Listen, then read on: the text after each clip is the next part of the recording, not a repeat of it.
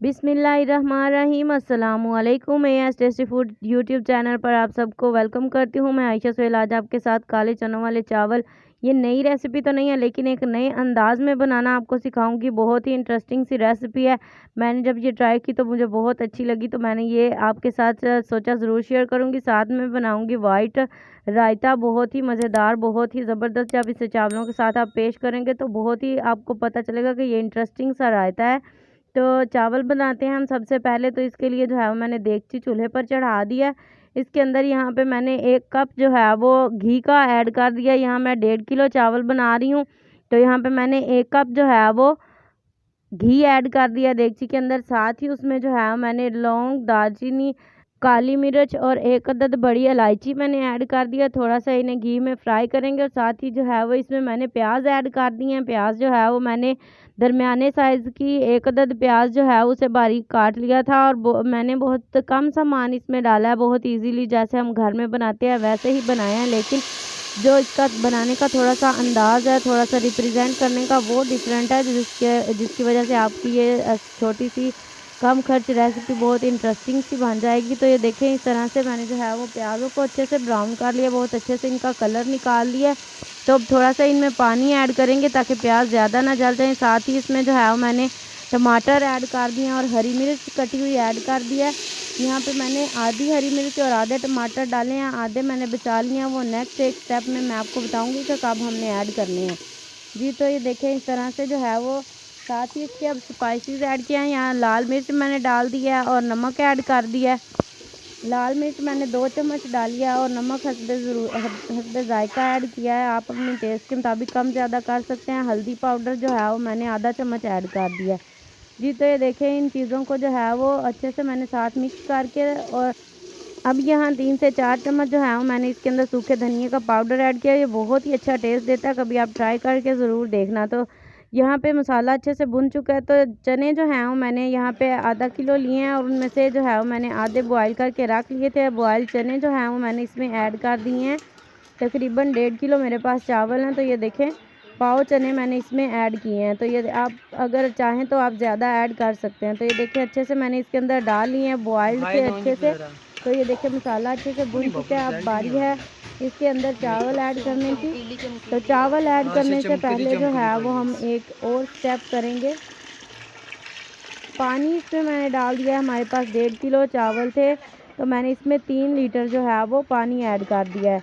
तो ये देखें, पानी ऐड करके जो है वो इसे हिला दिया है ताकि जो है वो अंदर अच्छे से पानी के अंदर मिक्स हो जाए सारी चीज़ें। अब इसके ऊपर ढक्कन देकर इसे 2 से 3 मिनट के लिए पकने देंगे। अच्छा सा बॉयल इसका आ जाए, तब तक हम चावल धो लेते हैं। चावल अच्छे से मैंने साफ़ कर लिए थे, तो इन्हें जो है वो टैप वाटर से अच्छे से वॉश कर रहे हैं। चावल मैंने अच्छे से धो लिया और पानी को देखे अच्छे से बॉयल आ रहा है, ये काफ़ी उबल रहा है। तो इस उबलते हुए पानी के अंदर अब हम अपने धुले हुए चावल ऐड करेंगे। तो ये देखिए, इस तरह से जो है वो मैंने चावल बहुत अच्छे से धो लिए थे, वो इसके अंदर ऐड कर दिए हैं।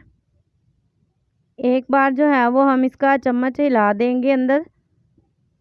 तो ये बहुत ज़्यादा चम्मच नहीं आपने हिलाना, नहीं तो चावल जो हैं वो टूट जाएंगे।